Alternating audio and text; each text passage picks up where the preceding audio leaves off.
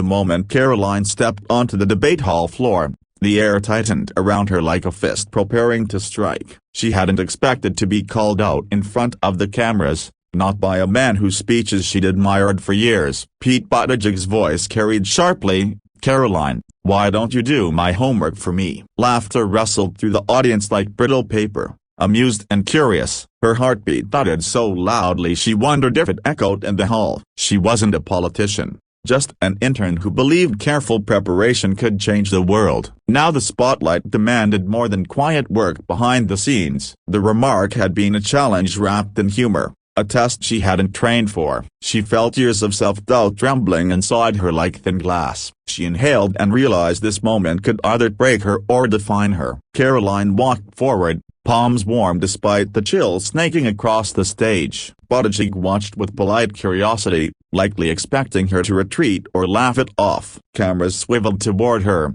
hungry for something unexpected. Every instinct urged her to shrink, to disappear behind the podiums and bright lights. But something fiercer pushed upward inside her, a belief that her voice mattered. If she backed down, she knew the memory would haunt her forever. So she steadied herself and lifted her chin with new resolve. Her fingers brushed the stack of papers she carried, filled with research and highlighted notes. She wasn't empty-handed at all, she was armed with truth, and that truth steadied her like armor. "I can do that," she said, her voice surprisingly steady as the room stilled. Every conversation, every shuffle of feet faded into silence as she stepped to the center floor. Buttigieg tilted his head slightly, a mixture of amusement and intrigue in his eyes. Karoline unfolded the papers, hands trembling only at the edges. If he wanted her to do his homework, she would, but not the way he expected. She began reading his copyright copyright, not mechanically, but with reverence for the journey it represented. Bullet points became stories, achievements became milestones of resilience. Her voice wove together facts with quiet admiration, creating a tapestry of effort and persistence. The audience leaned in, no longer entertained but captivated. As she continued, a strange thing happened. Her voice grew stronger with each word. His accomplishments echoed like reminders of what dedication and service could build. In speaking them aloud, she felt the stirrings of her own ambition rising. She saw the subtle shift in Buttigieg's expression, a softening that suggested he suddenly saw her differently. She felt emotion tug at her eyes but blinked it back, fueled by determination. She hadn't meant to show vulnerability, yet it lent power to every sentence. The more she spoke, the more she connected with the meaning behind the words. This wasn't just his journey, it mirrored the path she longed to walk. The room grew so quiet she could hear her own breathing echo. Halfway down the page,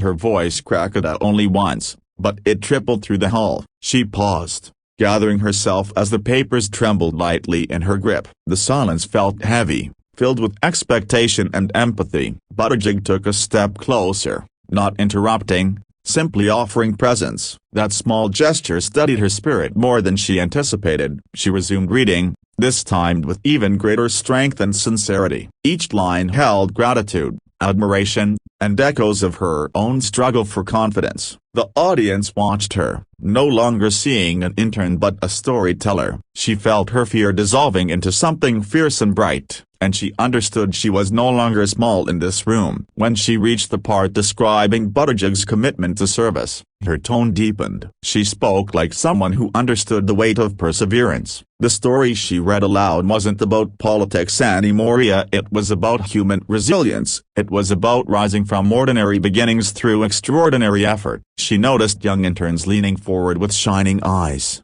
seeing their own dreams reflected. Older audience members nodded slowly, moved by the sincerity in her voice. Karoline felt a warmth settle in her chest, the feeling of belonging somewhere meaningful. These words no longer felt borrowed, they felt lived. Even Buttigieg seemed affected, hearing his own journey told with unexpected compassion. The moment had transformed completely from a joke into a revelation. When she finally reached the last line, she lowered the papers with steady hands. The room exhaled collectively, as though everyone had held their breath with her. Buttigieg approached, not with arrogance but with quiet respect. Something unspoken moved between them, an acknowledgement deeper than apology. He extended his hand, not as a politician but as a mentor recognizing potential. She hesitated only for a heartbeat before accepting it. The handshake grounded her, filling her with warmth and affirmation. He whispered just loud enough for those near the front to hear, "Thank you for reminding me why we work." Her eyes stung with emotion,